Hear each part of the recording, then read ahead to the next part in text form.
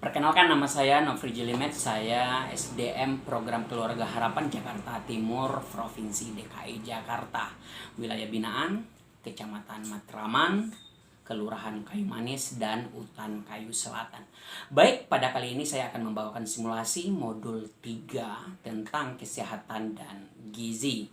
Sesi 3, kesakitan pada anak dan kesehatan lingkungan. Di langkah ketiga, mengenal penyakit diare pada bagian E dan F. Selamat menyaksikan.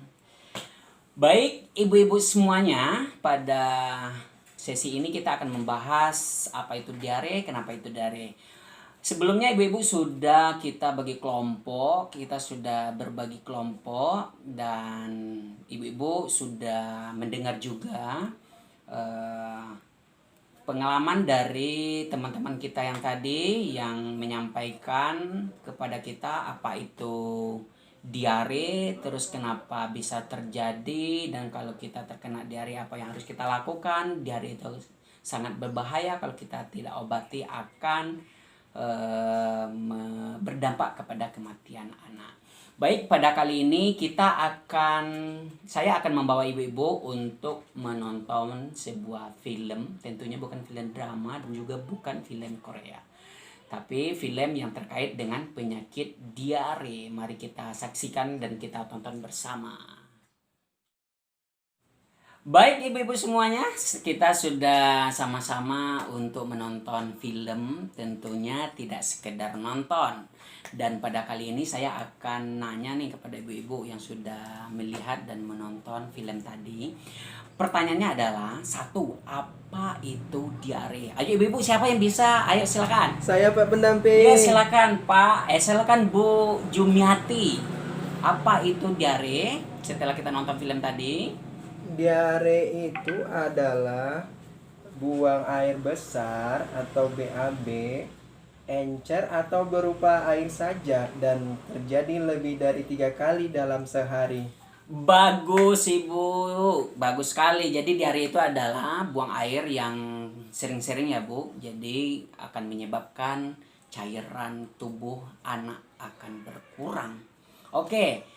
Saya minta siapa lagi yang bisa. Pertanyaannya adalah, kenapa diare itu berbahaya? Ayo silakan, ada yang bisa jawab? Saya Ibu. Oke silakan Ibu Tuti, silakan.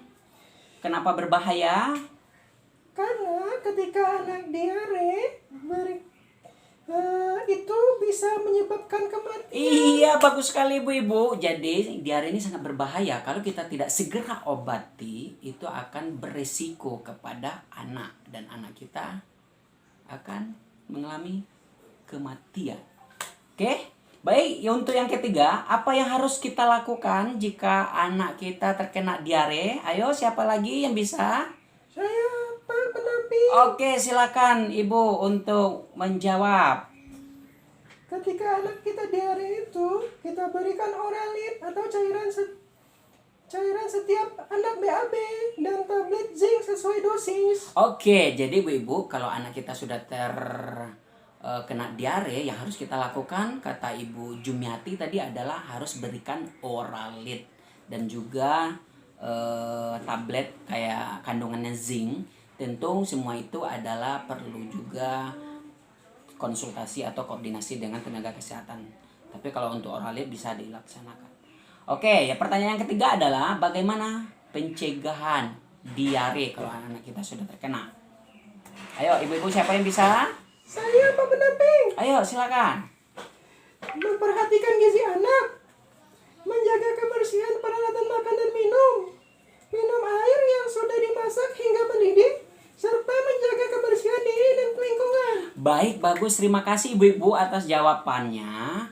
Jadi ada beberapa yang harus kita cerna dari sebuah film tadi.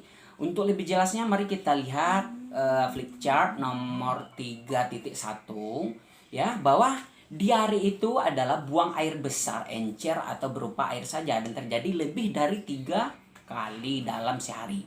Pada bayi yang masih minum ASI, itu BAB-nya bisa sampai 6 kali ibu-ibu. Oke, baik. Yang berikutnya adalah mengobatinya dengan memberikan oralit dan tablet zinc ke dalam minumannya. Boleh juga menggantikan cairan yang hilang dengan memberikan jus buah, air kelapa, terus bisa juga kita berikan air tajin, terus kuah sayur bening. Berikutnya adalah diare dan penyakit infeksi lainnya dapat mencegah dengan memperhatikan gizi anak. Menjaga kebersihan peralatan makanan dan minuman air yang sudah dimasak sehingga mendidih, serta menjaga kebersihan diri dan lingkungan. Oke, para ibu-ibu harus juga memperhatikan kebersihan. Jadi diare sangat berbahaya karena anak akan kehilangan banyak cairan di tubuh yang bisa mengakibatkan kematian. Berbahaya bukan ibu-ibu diare? Oleh karena itu mari kita perhatikan bersama-sama. Baik, untuk berikutnya kita akan lihat ciri-ciri atau yang bisa kita perhatikan pada diri kita, apakah kita ini terdeteksi sebagai orang terkena diare atau anak kita terkena diare atau tidak. Silakan kita lihat di sini ada brosur pastikan asupan kebutuhan anak. Itu kita lihat buku pinter di halaman 35. Mari kita lihat. Oke, ibu-ibu, di situ ada beberapa karakteristik yang bisa kita perhatikan dan bisa kita lihat. Pastikan asupan kebutuhan cairan pada anak selalu tercukupi. Berikut tabelnya kecukupan kebutuhan cairan. Jadi anak-anak kita itu butuh cairan yang seimbang juga. Kita lihat di umur 0 sampai 6 bulan itu anak kita itu khusus diberikan air susu saja dan tidak boleh diberikan makanan pendamping lainnya. Untuk umur 7 bulan sampai 11 bulan itu kebutuhan airnya 800 ml. Jadi kalau kita takar pakai gelas itu lebih kurang 3 gelas per hari yang harus kita penuhi. Kalau umur 1 sampai 3 tahun itu 1200 ml ya Ibu air yang dibutuhkan oleh anak kita atau diri kita sendiri. Kalau kita pakai gelas itu lebih kurang 5 gelas. Untuk umur 4 sampai 6 tahun itu kebutuhan cairannya 1500 ml. Kalau kita takar pakai gelas lebih kurang 6 gelas penuh. Oke. Jadi itu kebutuhan cairan yang dibutuhkan oleh tubuh kita. Dan berikutnya kita akan lihat juga kenapa kita butuh, karena cairan itu sangat membantu kita untuk beraktivitas. Jika anak tidak terhidrasi baik, maka ia akan sulit berfokus ketika melakukan proses pembelajaran di sekolah. Biasakan minum air putih yang berkualitas, yaitu tidak berwarna, tidak berbau, tidak berasa, dan juga mengandung mineral. Oke. Cara pengukuran apakah kebutuhan cairan kita tercukupi atau tidak bisa kita lihat di buku pintarnya nomor 35 ini. Mari kita lihat. Yang pertama adalah tindakan yang harus kita lakukan. Yang kedua adalah warna air kencing. Terus yang ketiga adalah indikasi. Kita lihat warna pertama. Kalau warnanya seperti hampir mendekati kekuning-kuningan, artinya anak kita sudah terhidrasi dengan baik. Terutama minuman air putih sesudah kebutuhan. Terus yang kita lihat gambar kedua, itu warna kuning. Artinya anak ibu kurang terhidrasi. Maka dari itu tambahkan minuman sesuai kebutuhan. Kita lihat gambar yang ketiga itu udah dehidrasi. Oke. Jadi warna yang sudah menguning pekat itu indikasi kita sudah terdehidrasi.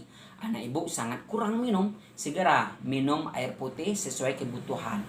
Bila warna air kencing tidak membaik, segera hubungi bidan, perawat, dokter untuk penjelasan lebih lanjut. Baik ibu-ibu, materi kita sampai di situ untuk kali ini. dan semoga bermanfaat bagi semua. Dadah.